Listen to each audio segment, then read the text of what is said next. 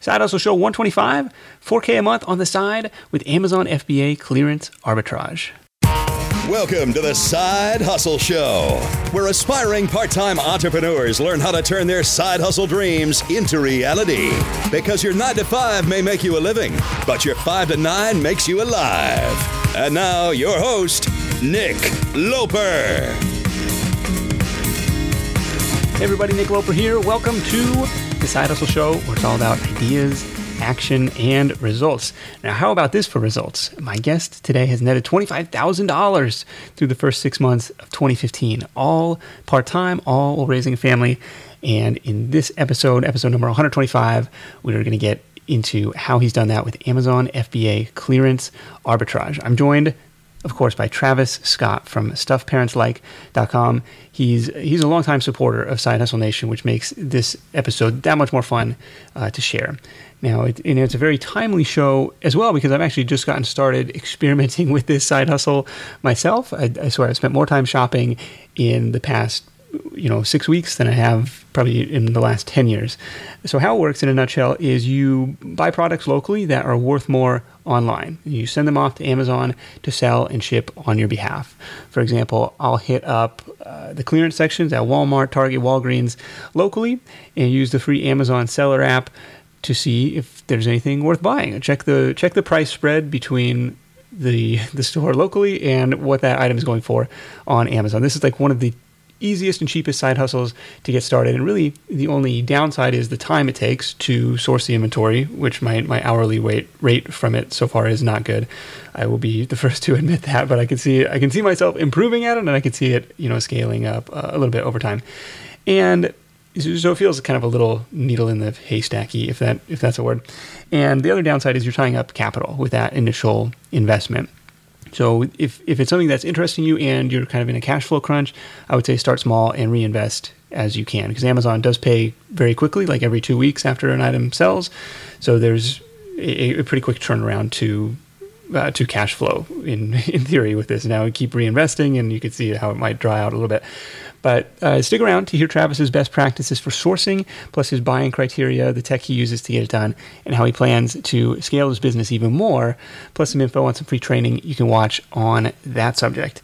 Now, last year he was at $500 a month, so he's already increased this 8x in just a little over 12 months. And as is per the usual, I've compiled all the notes and highlights for you, along with Travis's top tips, into a free downloadable PDF at sidehustlenation.com/125, or you can grab a copy through the link in the episode description of your podcast player app. Ready? Let's do this. For me, I started about a year ago, a little more than a year ago, and it took me a long time to figure that out, because I was kind of like where you are then. It just took a lot of time to figure out what stores I should go to, what profit margins, what products I should be looking for. But a typical week for me now is my job. I travel for my job across half the state of Ohio. I know I probably made a lot of your listeners jealous by telling them I'm from Ohio.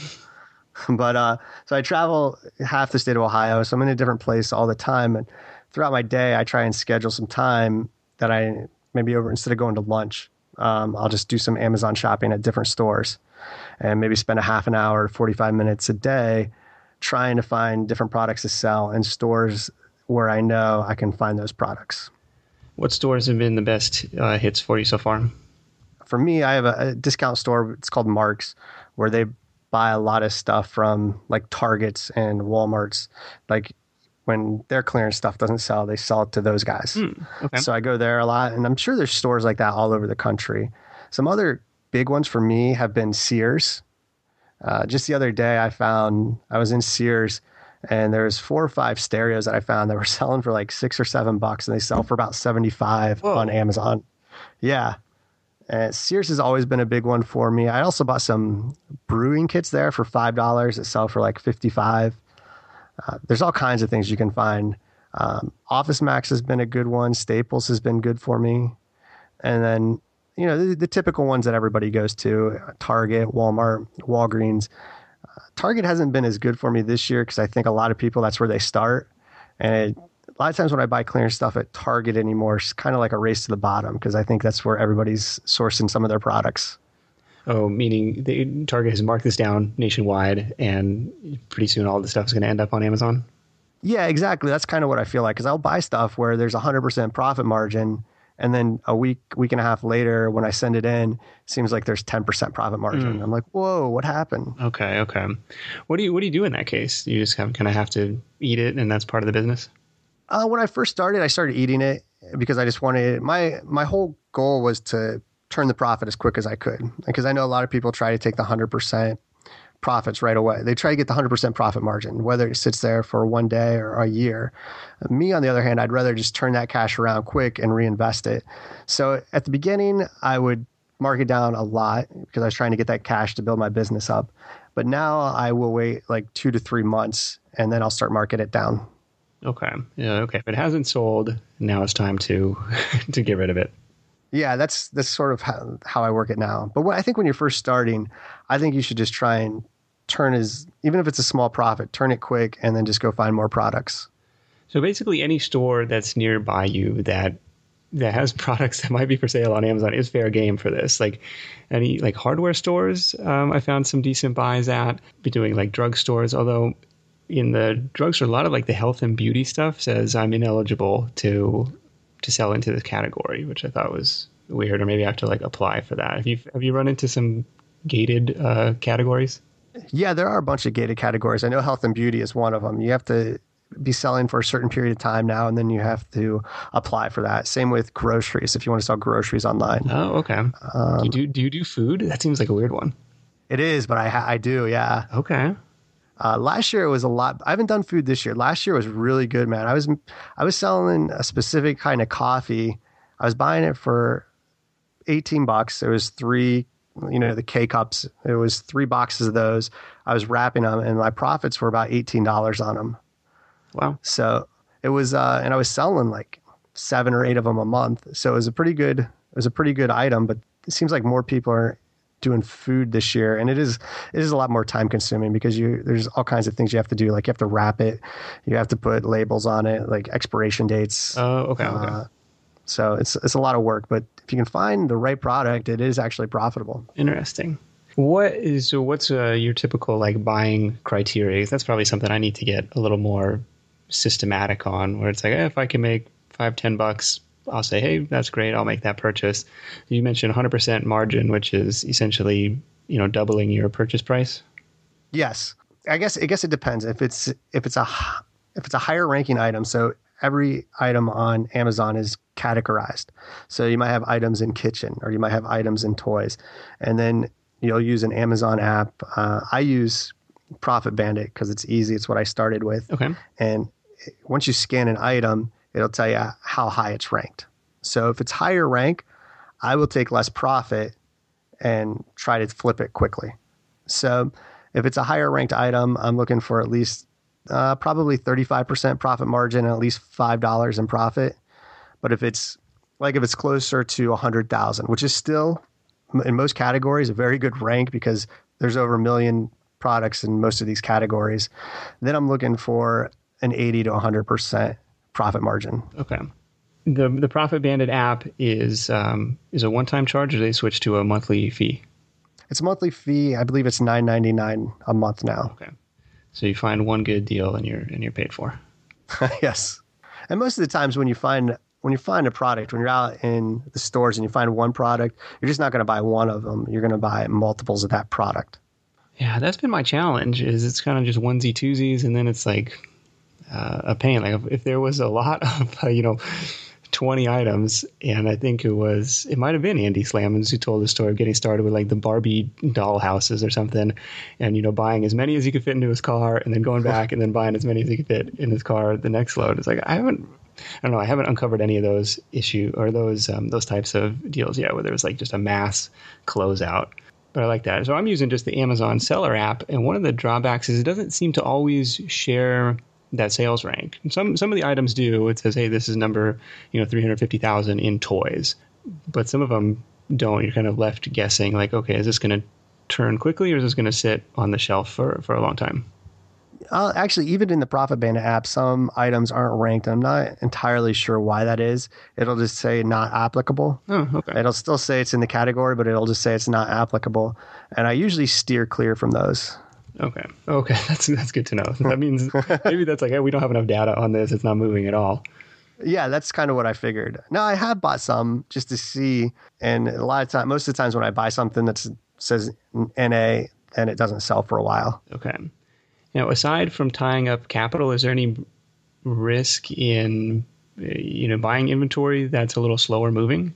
I mean, you're tying up capital. You're going to have more fees because Amazon does charge you a fee every month. Like an inventory warehouse storage fee? Yeah, just a storage fee. So you'll pay that every month to Amazon. It's very small. And I guess, you also risk the fact that someone else may come along and find that product the longer it's in there and just try and lowball it and drive the price down. Okay. So 30 to 45 minutes a day, doing this consistently and building up, to $4,000 or $5,000 a month in profit. And you said during Q4 is when this really ramps up for Christmas sales and stuff like that. So it's pretty exciting side business. And you're doing much better on an hourly rate than I am. I guess my beef with it is it feels like just a needle in a haystack, right? And it feels like I'm not adding any unique. There's no me in this business, right? It could be anybody doing it, which is one thing. But like, I just have a hard time doing the sourcing or trying to find like that treasure trove of good stuff. Is there a learning curve to that, or is it just, hey, you got to put in your hours, you got to put in your scans, and it is what it is? Yeah, I think it is what it is, but it seems like the longer I do it, the easier it becomes, because I kind of think of it as like, how sometimes when you get a new car, then you'll notice like everybody has that car, right? Mm-hmm. You think that you just start noticing it more. And it seems like the longer I'm doing this, the more things I notice that are on sale. And now I know what stores pretty much are going to have sales. It's weird, but walking into certain stores, you just know you're going to walk out with $100 in profit or $200. And that's how you look at it. I'm not going to go in here to buy $50 worth of inventory. I'm going to go in here to buy $100 worth of profit. Yeah, I always look at the profit. Oh, I love it. That's like, and this whole thing has totally like reshifted like how I look at shopping in general. I'm like, hey, I have a reason to go to Walmart now. I have a reason to go to Target now. And so plus it's made every, when I'm out running errands, right? Like every trip now could conceivably be a business trip in terms of mileage write-off. And that's right. You can write your mileage off. So do you have any systems in terms of how much you'll buy, or are you shipping off to Amazon every week, or are you trying like really wait to have a ton of stuff to send off? Most of the time it's every week. I know I was just doing the math the other day, and I know I've taken 5 weeks off this year where I haven't sourced at all and I haven't sent anything into Amazon. Okay. But for the most part, other than that, it's about every week. And usually I'm going to have between 75 and 200 items to send in. Oh, okay. So if I'm sending in like 11 to 15 items at a time, like I should hold on to that for a little bit longer. It depends, because when I first started, I got burned by holding on to some things. So for me, it's like a rush to get it in because I want to make sure no one else is out there finding this stuff. It's kind of like a game for me. Okay. I want to make sure I'm the one that sends it in and I make the profit. I'm kind of greedy that way, but I just want to get it in and get paid on it. Greedy in a way, but not greedy in a way, because you're here sharing how to do this with everybody else. And, you built a Udemy course on the topic. And on that line, like, have you seen, while you're out doing this, have you seen other people in the store doing the same thing? Like, does that get awkward? I found like, yeah, go ahead. I just, for the first time the other day, I saw a guy going into Office Max and he was in the clearance section and his cart was filled. And I was so mad. He beat me to it. That's right. And but I usually don't see anybody. That's really the first time I can ever remember seeing anybody. And I was really mad because he had like a cool scanner on his phone. It wasn't just the camera. So he was even better at it than I was. Dude, he was serious. He was. Yeah, that's always the fear with these things. Like if it gets to be too popular thing, then there's no inventory left. Or I always like wonder if I walk out empty-handed, like that's the worst. I feel like, dude, I just spent 45 minutes here. I walked out with nothing. And like, maybe somebody else just got up an hour earlier and went and did it before me. Like, I don't know. Is there like, so you're going every day. Is there particular times of the week, or you got to learn kind of store by store?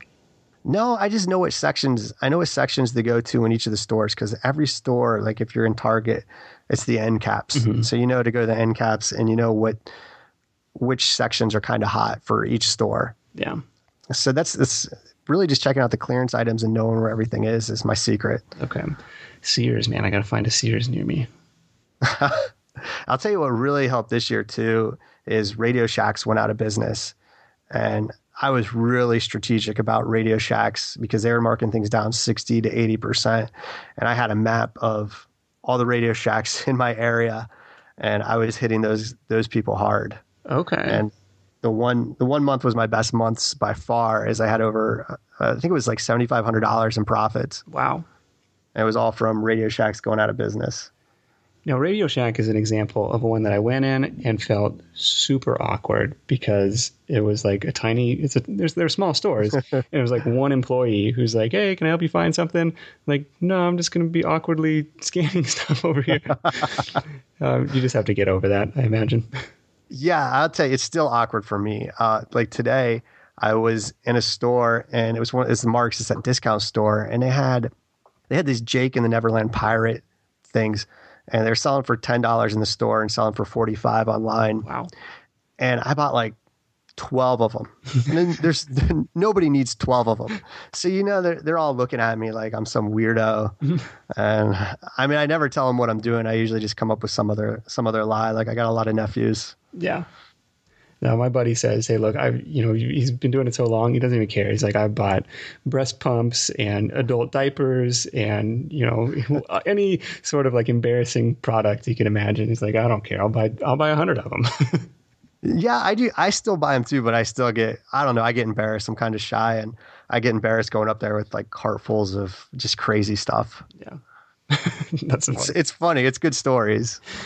That's pretty good.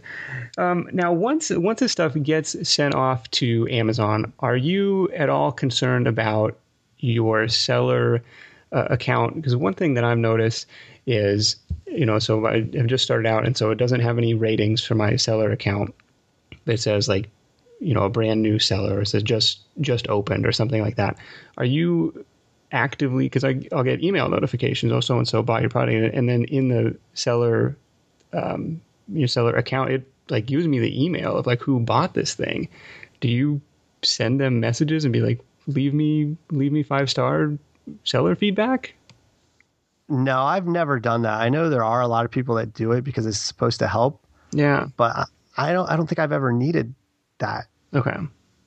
I just, do the ratings come naturally? Yeah, I have over 100 ratings now.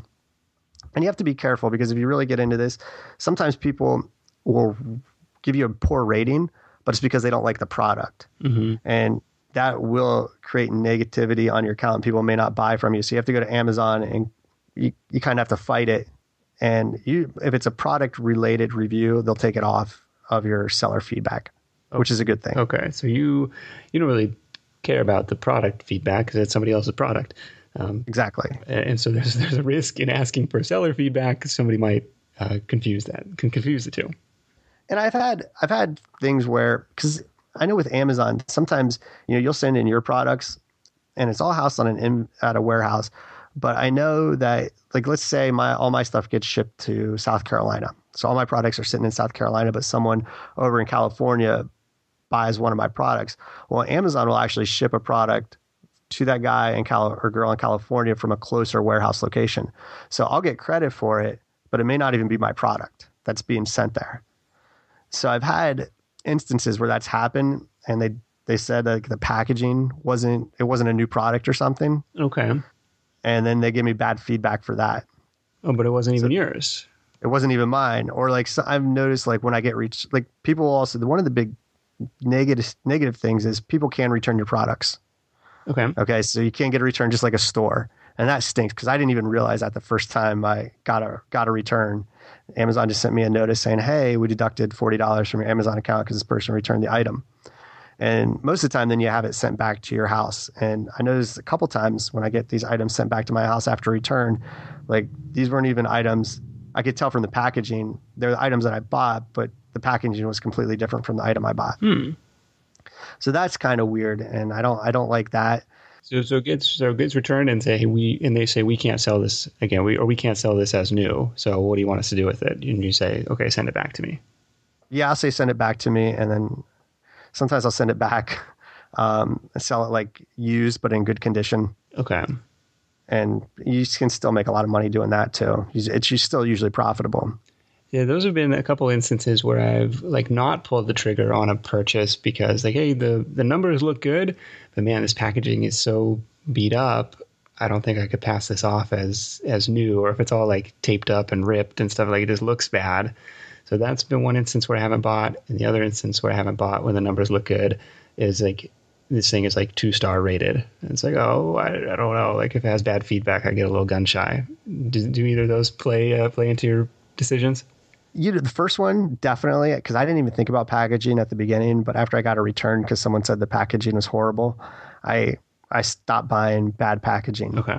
As far as feedback, I'm not shy to pull the trigger on bad feedback if it's a popular item. Like if it's under 50,000, I'll definitely buy it no matter what the feedback is. Okay. Somebody's still buying it, even if it's still 1 star.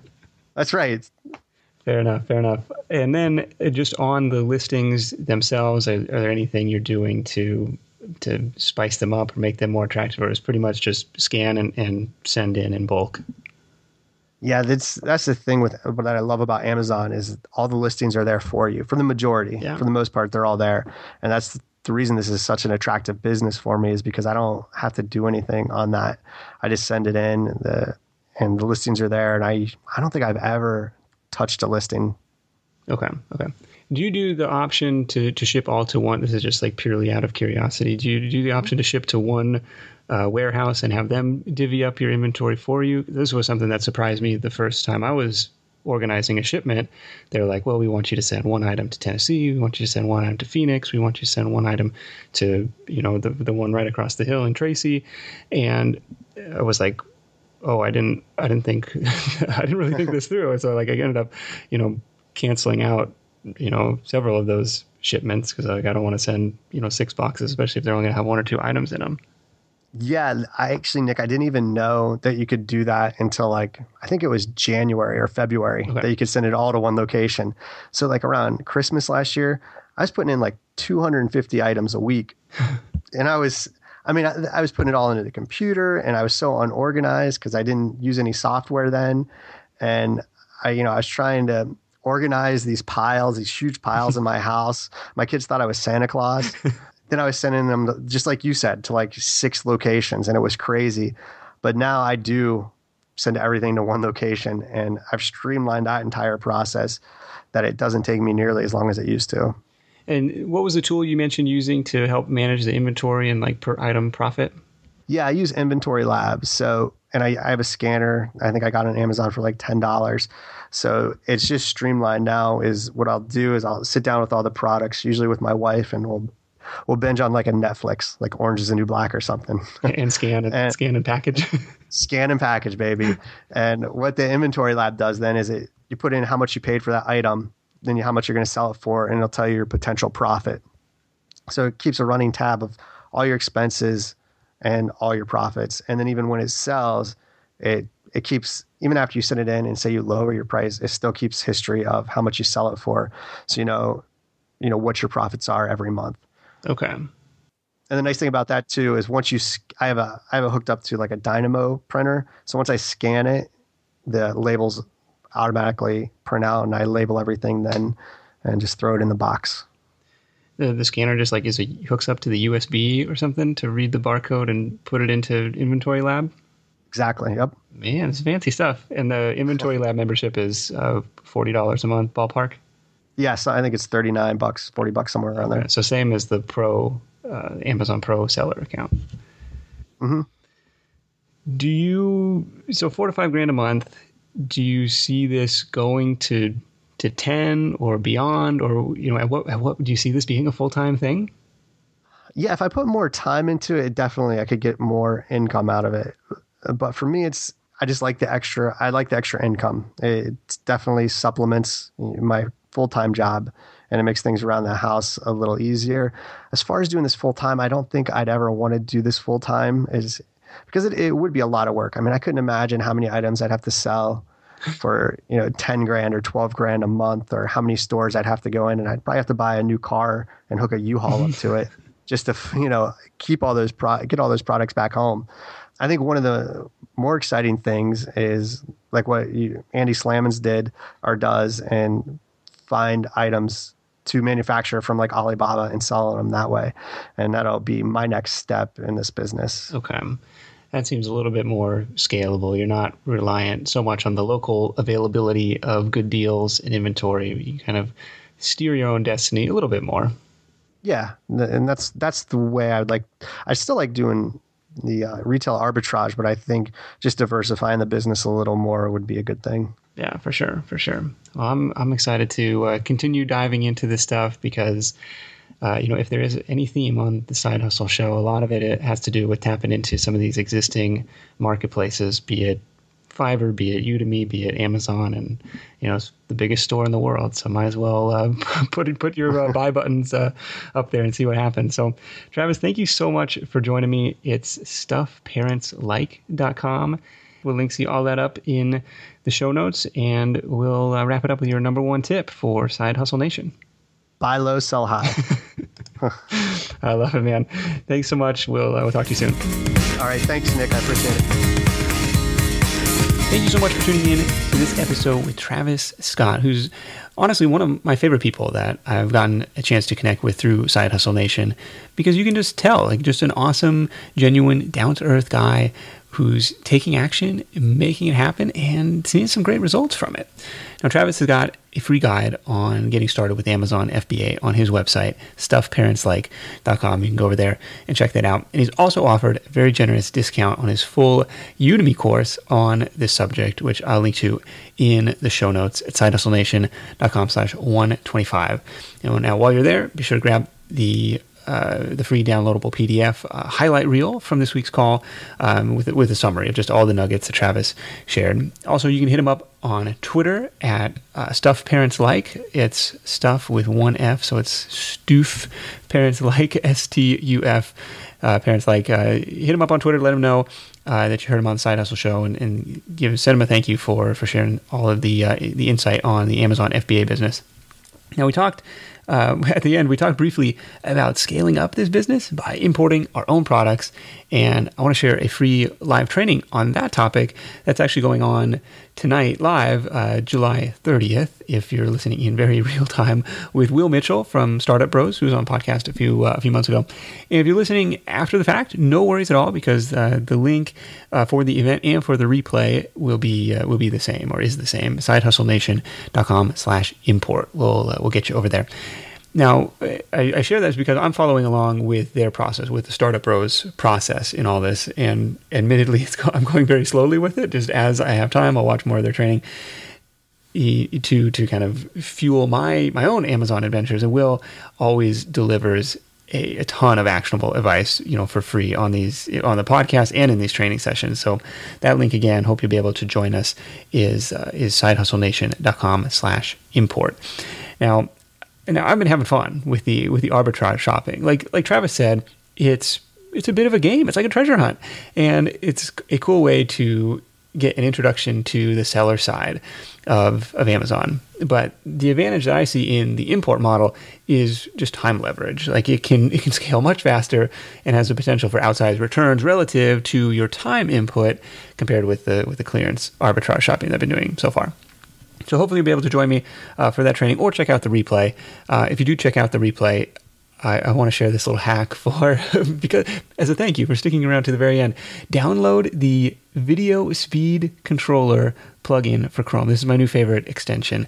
As you might have guessed from the name, it allows you to increase the playback speed of online videos, and it's just, you can get through the video so much faster, and you feel so much more productive and happier because you're like, okay, gosh, just talk faster. And speaking of playback speed, if you're not already listening to the Side Hustle Show in at least 1.5x. That's a little productivity hack for you as well. That plugin is not going to help you with the podcast, but usually in your podcast player app, there's an option to speed me up.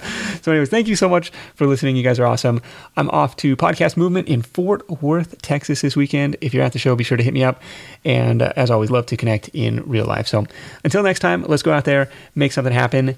And I'll see you in the next edition of The Side Hustle Show. Hustle on. Thanks for listening to The Side Hustle Show at www.sidehustlenation.com.